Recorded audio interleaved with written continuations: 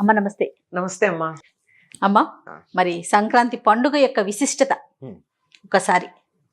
సంక్రాంతి ప్రతి నెల జరుగుతుందమ్మా, కానీ సూర్యుడు మకర రాశిలో ప్రవేశించేటటువంటి ఈ సంక్రాంతి, మకర సంక్రమణం అని చెప్పేది ఏదైతే ఉందో దీనికే ప్రాధాన్యం. మిగిలిన అన్ని సంక్రమణాల కన్నా, మిగిలిన 11 సంక్రమణాల కన్నా ఈ సంక్రమణానికి ప్రాధాన్యం ఇస్తున్నాం.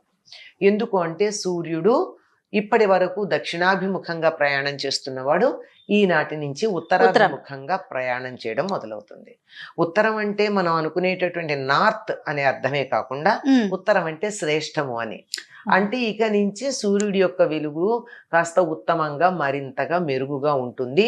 సూర్యకాంతి మన అనుగ్రహించేటటువంటి అద్భుతమైనటువంటి కాలం. భారతదేశానికి ఉన్న చాలా గొప్ప సంపదల్లో ఒకటి ప్రధానమైంది ఏమిటంటే సూర్యకాంతి. అంతేనమ్మా.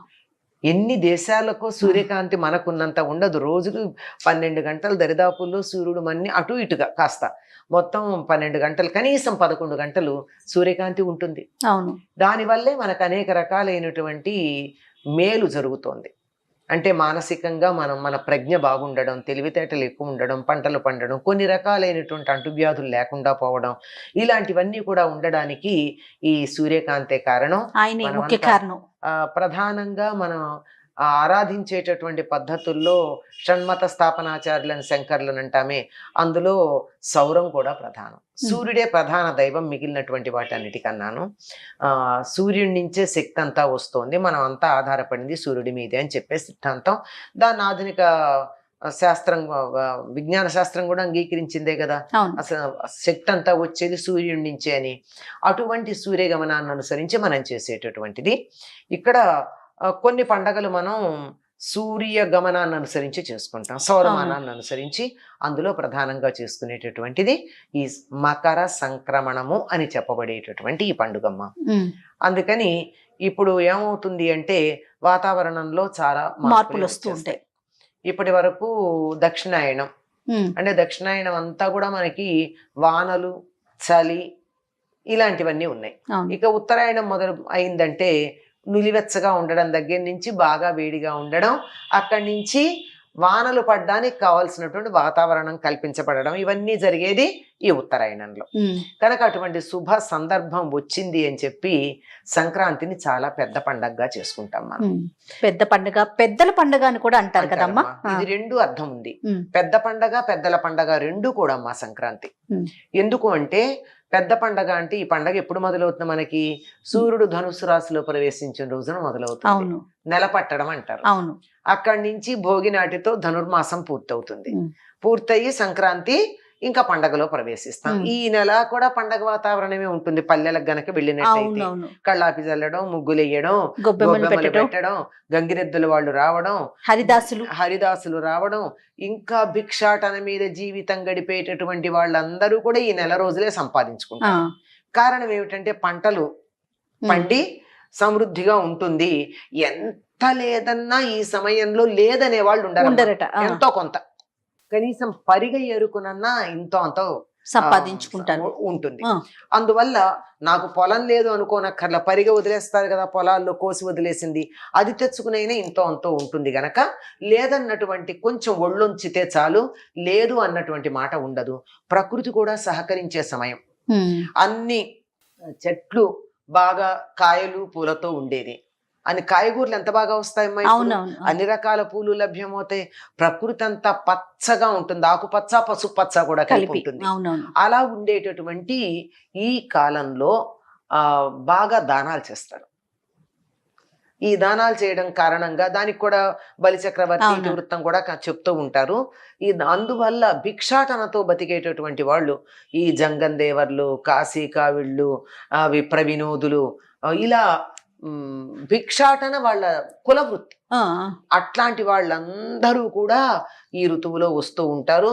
చేటలతో ధాన్యం పోసేవారు పూర్వకాలం. చేటలు కాకపోతే అడ్డలు, అంటే కుంచంలో సగం ఉంటుంది. అట్లాంటివి అంత దానాలు చేస్తూ ఉండేటటువంటి కాలం.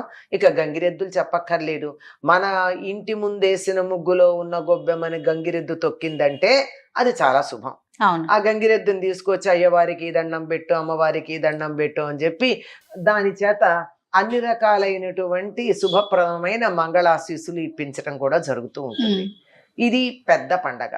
పంటలు ఇంటికి వస్తాయి గనక పెద్ద అని పెద్ద పండగ గనక అల్లుళ్ళు కూతుళ్ళు అందరు ఇళ్ళకి రావడం, ఎక్కడెక్కడ ఉన్న వాళ్ళు ఇక్కడ చేరుతూ ఉండడం.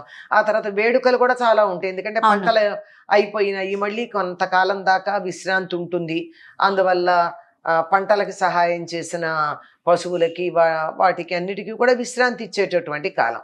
దీన్ని పెద్దల పండుగని కూడా అంటారు. ఎందుకంటే దక్షిణాయనం పితృదేవతలకు సంబంధించింది, ఉత్తరాయణం దేవతలకు సంబంధించింది. దక్షిణాయనం భోగినాటితో అయిపోయింది, సంక్రాంతి ఉత్తరాయణ ప్రారంభం.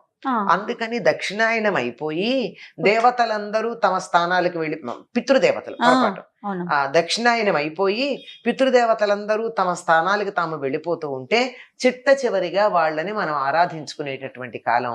అందుకని ఇది పితృదేవతలకు సంబంధించింది. పితృదేవతలు అంటే పెద్దలు, అందువల్ల పెద్దలకు సంబంధించిందిగా ఈ పండుగను మనం చేసుకుంటాం. అందుకే ఈనాడు పెద్దలకి తప్పనిసరిగా పెద్దలకి పెట్టుకుంటారు. సంప్రదాయం తెలిసినటువంటి వాళ్ళు ఈనాడు చాలా నియమనిష్టలతో ఉంటారమ్మా. భోగినాడేమో తలంట్లు, పిండి వంటలు, వేడుకలు అన్ని అయిపోతాయి. సంక్రాంతి నాటికి వచ్చేటప్పటికి దానాలు, ఇంట్లో పితృదేవతలకి తర్పణాలు ఇవ్వడాలు, ఇంకా కొంతమంది అయితే బాగా తెలిసినటువంటి వాళ్ళు, అవకాశం ఉన్నటువంటి వాళ్ళు ఒక బ్రాహ్మణ్ని ఇంటికి పిలిపి, అంటే పురోహితుని ఇంటికి పిలిపించి పితృదేవతలకి పితృకార్యం కూడా చేయిస్తారు. అది చేయించకపోయినా కనీసం తర్పణాలు ఇస్తారు. తర్పణాలు ఇవ్వడం, ఆ తర్వాత ఆ పెద్దల పేరు చెప్పుకుని దానాలు ఇచ్చుకుంటూ ఉండడం. తప్పనిసరిగా అందరినీ పిలిచి దానం ఇస్తారు కదండి. పైగా సంక్రాంతి నాడు గుమ్మడి పండు దానం ఇస్తారు. ఎందుకు అంటే బలి చక్రవర్తి 3 రోజులు పరిపాలన చేస్తాడని ఒక విశ్వాసం ఉంది కదా. అందుకని బలి చక్రవర్తి దేన్ని వదిలిపెట్టెళ్ళాడు? భూమిని వదిలిపెట్టెళ్ళాడు. అందుకని భూమికి సంకేతంగా ఈ గుమ్మడి పండు ఉంటుంది. సరిగ్గా భూమి అలాగే ఉంటుంది అండి. మన గుండ్రగా అనిపిస్తుంది కానీ మనం అక్షాంశాలు గీసుకుంటాం కదా, ఈ అక్షాంశాలన్నీ ఇలా నిలువుగా ఉండి అలాగే ఉంటుందిట. 27 అక్షాంశాలు ఉంటాయిట, అది మన లెక్కల ప్రకారం. అలా ఉండేటటువంటి దాని ఆకారంలో ఉన్న, పైగా వచ్చేవి కూడా ఎక్కువ ఈ ఋతువులో వస్తాయి కనుక గుమ్మడి పండుని ఒక బ్రాహ్మణుడికి దానం ఇచ్చి, పితృదేవతలకి ప్రతీకగా బ్రాహ్మణుడికి దానం ఇవ్వడం, బట్టలు పెట్టడం, పైగా నువ్వులు కూడా దానం ఇస్తారు. ఇది శని పీడ ఇక్కడ తొలగిపోవాలనే ఉద్దేశంతో ఇవన్నీ చేయడం మనకు కనిపిస్తూ ఉంటాయి. ఇది పితృదేవతలకి సంబంధించింది అని చెప్పడానికి తప్పనిసరిగా సంక్రాంతి నాడు మినుము వండుతారు. ఈనాడు చెయ్యని వాళ్ళు కొంతమంది ఉంటారు, వాళ్ళు కనుమనాడు చేసుకుంటారు. ఆ కనుమనాడు వాళ్ళు ఉండు, అందుకే కనుమనాడు మినుము తినాలి అనేటువంటి మాట కూడా వచ్చింది. ఈనాడు చేసిన వాళ్ళు కూడా ఆనాడు చేస్తారు, ఈనాడు చేయని వాళ్ళు కూడా ఆనాడు చేస్తారు. కనుక ఇది పితృదేవతలకు సంబంధించిందంటే మన సంప్రదాయంలో దేవతలు, పితృదేవతలు, పరివార దేవతలు, పరిసర దేవతలు, వృక్షాలు, పశువులు దేన్ని పూజించమమ్మా? అన్నింటినీ పూజించుకుంటూ వీటన్నింటి యొక్క అనుగ్రహం వల్ల మనం సహకారంతో, వాటి యొక్క సహకారంతో సహజీవనం చేస్తూ ఆనందమయంగా జీవితం గడుపుతాం మనం. చాలా బాగా చెప్పారమ్మా. వాటితో సహజీవనం చేస్తున్నాం. అవును. అందుకని అసలు ఎంతంత పెద్ద పెద్ద గుమ్మడి పళ్ళు ఉంటాయి, గుమ్మడి ఆకులు ఉంటాయి, ఇవన్నీ అద్భుతం, చెప్పడానికి వీల్లేనంత విశేషం అది.